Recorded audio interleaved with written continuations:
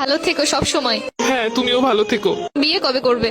জানি না আদৌ কপালে বিয়ে শাদী আছে কিনা। তোমার বউকে বলে দিও আমি যেই হাত ধরেছি ওই হাত যেন না ধরে। তোমার জামাইকেও বলে দিও আমি যে গালে কিস করছি ওই গালে যেন আর কিস না করে। আমরা যেই জায়গায় দুজন মিলে ঘুরছি তুমি তোমার বউকে নিয়ে ভুলেও সেই জায়গায় আর যাবা না। বউয়ের মন রাখতে মাঝে মাঝে যেতেও হতে পারে। তুই নেই মাত্র কইলে তুই আর বিয়ে করবি না। এটা তো তোমার কথায় কথায় বললাম। তোর স্বভাব আমি ভালো করে জানি। আমি তো তোর কথা উনানে লেগে কইতেছিলাম।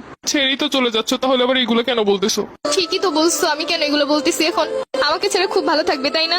ভালো তো থাকতাম, কিন্তু এই 2-3 বছরে তো হাজার হাজার টাকা খরচ হয়ে গেছে আমার। ঘুরতে গেলে গাড়ি ভাড়া তো আসি, ফুচকা খাওয়ানো, চটপটি খাওয়ানো, আইসক্রিম খাওয়ানো, এইগুলোর পিছনে 70 টাকা গেছে আমার। কষ্ট পেও না, যখন জামাই হবে টাকা পয়সা হলে তোমাকে সব শোধ করে দিব। তোমার কিন্তু মাঝে মধ্যে এমবিও বইটা দিতাম আমি। হ্যাঁ ঠিকই বলছো, আমি তোমার কাছ থেকে নিতে চাইছিলাম না, তুমি আমাকে জোর করিয়ে দিছিলা। তখন তো বুঝি না এগুলো সব লস হয়ে যাবে। আচ্ছা জামাই হলে ওটাও শোধ করে দিব, টেনশন করো না। ঠিক আছে, ওইগুলো শোধ করে দিলে আমার আর মনে কোনো কষ্ট নাই। শুধু নিজে যা যা করছো তাই ভাবলা, আমি যে কি করছি সেইগুলো মনে নাই। একদিন কচু শাক রান্না করে নিয়ে আসছিলাম, লাল শাক বুনা করছিলাম, তোমাকে ছেড়ে খাইতে পারতেছিলাম না, তাই বক্স ভরে তোমাকে এনে দিছিলাম। আচ্ছা, আমার যখন বউ হবে আমিও তোমাকে লাল শাক আর কচু শাকের তরকারি রান্না করে বাটি ভরে দিয়ে আসবো।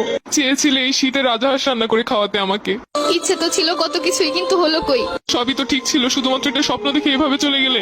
আর আমার এই শীতে রাজহাঁস খাওয়া হলো না। শুধু কি স্বপ্নই? তুমি যে একটা মেয়ের দিকে তাকাইছিলে 2 মিনিটের জন্য, সম্পর্কে শুরুতেই বলছিলাম কোনো মেয়ের দিকে ভুলেও তাকাবা না। তুমি শুধু তাকানোটাই দেখলে, কিসের জন্য তাকাইছি সেটা তো একবারও জানতে চাইলে না। ওই মেয়েটার অন্য গাড়িতে পেঁচে যাচ্ছিল, আমি মেয়েটাকে বাঁচানোর জন্য ওকে ইশারা করে বুঝাচ্ছিলাম। আমি বেঁচে থাকতে অন্য কেউ মরে যাচ্ছে বলে তোমার এত কষ্ট হচ্ছিল? আমি তো বলেছি আমার ভুল হয়েছে। কিছু কিছু ভুলের কখনো ক্ষমা হয় না, এটা তো জানো। আর তুমি তো জানো আমি সবকিছু সহ্য করতে রাজি, কিন্তু মেয়েদের ব্যাপার নিয়ে একদমই সহ্য করতে পারি না। তাই তো আর আটকাতেও পারছি না। দোয়া করি সুখে থাকো সব সময়। তুমি আমাকে খুব সহজে ভুলে যেতে পারবে তাই না? ঘৃণা মানুষকে সবকিছু করতে শিখায়। ভাবতেছি এতদিন যার সামনে তোমাকে বউ বলে পরিচয় দিচ্ছি, পরবর্তীতে কি হবে? তাদেরকে বলবে আমি মরে গেছি। জীবন তো কারোর জন্য থেমে থাকে না। আচ্ছা, কিছু মনে না করলে একটা কথা বলি। আমি যা আবেগের বসে তোমার একটা পায়েল কিনে দিছিলাম, ওই পায়েলটা কি ফেরত দেওয়া যাবে? জানোই তো আমার কাছে অত বেশি টাকা পয়সা নাই। নতুন কাউকে পটাইতে গেলে তো তখন লাগবো। কিন্তু ওই পায়েলটার তো 2-3 জায়গা থেকে খুইলা পড়ে গেছে। সমস্যা নেই, তুমি নিয়ে এসো, যা পইরে গেছে ওগুলো লাগাই নিবো। ওটার তো রঙও তেমন ভালো নাই। সমস্যা নেই, রং করে নিবো। আচ্ছা ঠিক আছে। আর শুনো, এই শীতে গোসল করো প্রতিদিন। আগে শীতে কত বলে বলে গোসল করাইছি। তোমার আর আমাকে নিয়ে এখন চিন্তা না করলেও চলবে। তোমার আর আমার পথ এখন আলাদা। তারপরও মনে তো কোথাও একটা রয়ে গেছো। এত সহজে তো চাইলেই ভুলতে পারবো না।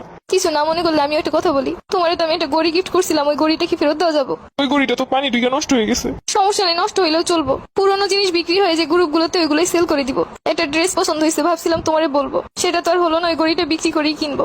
লাস্ট ওই একটাই স্মৃতি ছিল আমার কাছে, ওটাও নিয়ে যাবে। আমি নিজেই নেই, আমার স্মৃতি দিয়ে আর কি করবে?